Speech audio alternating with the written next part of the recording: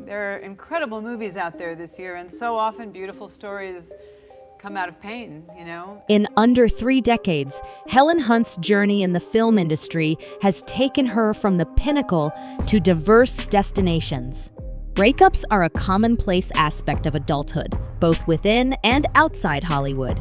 Despite the commonality of such experiences, Hunt's 2017 decision to end her 16-year relationship with producer Matthew Carnahan raised eyebrows.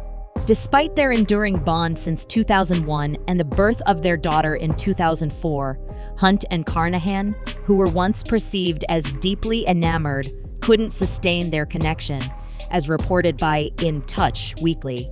Insider information suggested that their separation was tumultuous, revealing a pattern of previous separations where Hunt would reconcile and subsequently part ways with Carnahan. Even their shared love for their daughter, Mackinac Lee Gordon Carnahan, proved insufficient to salvage their relationship. Mackinac, born on May 13, 2004, marked a significant life change for Hunt, prompting her to step back from the Hollywood scene for a while. Following 4 decades without children, it was understandable that Hunt chose to prioritize raising her firstborn. Even when Hunt made occasional public appearances during Mackinac's childhood, her focus remained primarily on her daughter. This was evident in a 2013 interview with The Independent, where Hunt, while discussing her movie, dedicated the entire duration to knitting a doll for Mackinac. Now that Mackinac has reached adulthood, there may be a resurgence of Helen Hunt in the celebrity world.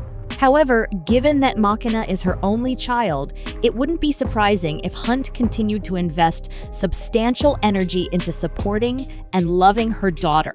Mackinac is already pursuing her own creative ventures as a songwriter, and it's natural for Hunt, as a fellow artist, to maintain a close relationship with her daughter during this transition into adulthood. Their collaborative songwriting sessions are filled with laughter and poignant moments showcasing a strong bond. Since her peak in the early 2000s, Helen Hunt hasn't halted her film career entirely, but many of her longtime fans may not be familiar with the majority of her recent projects, except for a few notable exceptions. In the pinnacle of her career, Hunt took on prominent roles in films such as Good as It Gets in 1997, where her chemistry with co-star Jack Nicholson contributed to the rom-com's impressive global earnings of nearly $315 million. Prior to that success, she played a significant part in the disaster epic Twister, which grossed close to $500 million.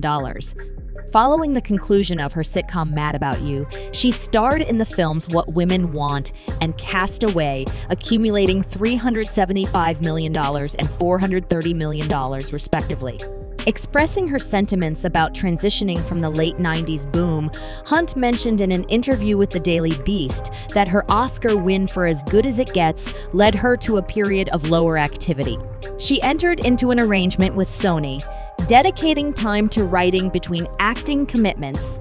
During this phase, she took on the task of adapting Eleanor Lippman's novel, Then She Found Me, to the changing landscape of the film industry. Hunt acknowledged the diminishing popularity of the romantic comedies she was known for and described her effort to subtly redefine her script amid the evolving tastes of the audience.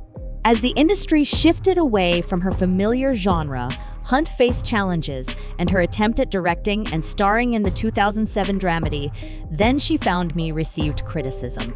Critics found fault with her portrayal of the character April, describing it as too whiny and angry.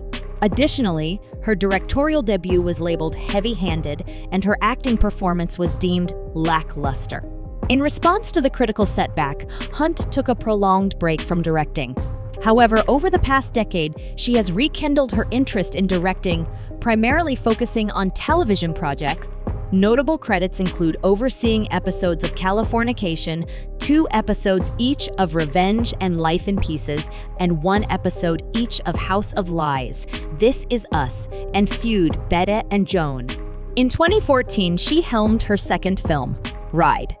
Although it didn't stand out as her best creative endeavor, receiving only a 52% rating on Rotten Tomatoes, she demonstrated a strong dedication to improving in her newfound profession, indicating ongoing growth over time.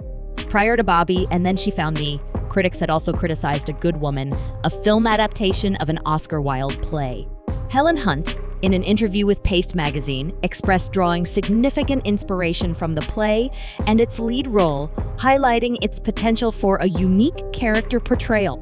Despite portraying the seductive Mrs. Erlin, critics were not entirely impressed with Hunt's performance, citing the AV Club's review as labeling it embarrassingly out of place, and the Seattle Times describing it as a mystifyingly bad performance that dragged down the entire movie. Given such critical reception, the idea of stepping away from the big screen might be considered. Even before her film career gained momentum, Hunt reduced her professional commitments following Mad About You. One possible explanation could be her financial success, as negotiations with co-star Paul Reiser resulted in substantial pay raises from $250,000 to an astonishing $1 million per episode during the final season of Mad About You, providing both actors with significant wealth. With successful Hollywood blockbusters contributing to her financial success, Hunt's wealth soared beyond imagination, allowing her to be selective about roles and work at her own pace. However, in 2016, Hunt faced a profound personal loss with the passing of her father, Gordon Hunt, a renowned director in cartoons and live-action television. Gordon, who had collaborated with some of Hollywood's biggest names, including directing 31 episodes of Mad About You, passed away at 87 after battling Parkinson's disease, marking a significant moment of grief for Helen Hunt. In a unique turn of events, he took on the role of directing the episode in which his daughter's character experienced childbirth, creating a surreal experience for both the actress and her father. In an interview with The Hollywood Reporter, Hunt spoke highly of her father, stating that anyone who knew him would attest to his exceptional kindness. Even before his passing, she paid tribute to him by dedicating her 2014 surfing film ride in his honor. Gordon, an avid body surfer since the 1930s, remained active in the sport until a few years before his death. Apart from her successful film and TV career, Hunt has been a vocal advocate for women's rights. In a 2012 appearance on NBC's Who Do You Think You Are, she discovered that her great-great-grandmother played a pivotal role in the fight for women's equality, sparking Hunt's ongoing dedication to the cause. In a 2015 interview with The Huffington Post, she criticized the limited range of roles available to women and the industry's tendency to sexualize actresses for no apparent reason, even in billboard advertisement. Hunt further expressed her stance by participating in the Women's March in protest against Donald Trump's inauguration, reacting to his derogatory remarks about women during his campaign. Even if Hunt decides not to act again, she remains committed to philanthropy. In 2017, Helen Hunt was set for a cinematic comeback in Louis C.K.'s film I Love You, Daddy, where she co-starred as the ex-wife to C.K.'s character. However, the film's premiere, scheduled for November 17, 2017, in New York, was abruptly canceled after the New York Times published allegations of sexual misconduct against CK. The subsequent theatrical release was also halted as CK bought back the film rights. Returning to her role as Jamie in the reboot of Mad About You in November 2019, Hunt reminisced about her time on the original show, which earned her 4 Emmy Awards and 3 Golden Globes. Despite the nostalgia-driven reboot trend, the revived Mad About You failed to capture the audience's enthusiasm, receiving a mediocre 42% rating from critics on Rotten Tomatoes. Compounding the challenge, the series aired on Spectrum Originals, a relatively obscure network. In 2017, Hunt became embroiled in an international controversy when she agreed to participate in the World Youth Forum held in Sharm el-Sheikh, Egypt. As a prominent celebrity, she was a featured speaker at the opening ceremony. Although the World Youth Forum presented itself as a humanitarian group seeking to improve the world for younger generations, controversy arose due to the event's association with Egyptian President Abdel Fattah al-Sisi, labeled a dictator by activist groups globally. Over 100 individuals, including prominent human rights activists, signed a joint letter condemning Hunt's involvement in the event. The activists directly addressed Hunt, urging her to acknowledge her interaction with Sisi, emphasizing the historical record of supporting a dictator responsible for numerous deaths, arbitrary detentions, and disappearances. The reference to arbitrary detentions specifically highlighted the wrongful imprisonment of journalists and LGBTQ individuals under al-Sisi's administration. While Hunt may have initially participated in a humanitarian event without anticipating the ensuing controversy, the widespread backlash made her aware of it. Despite the public outcry, she proceeded to deliver her speech at the World Youth Forum. In the initial stages of the COVID-19 pandemic, the film industry experienced a complete shutdown, leading to delays in the production of numerous films during lockdown.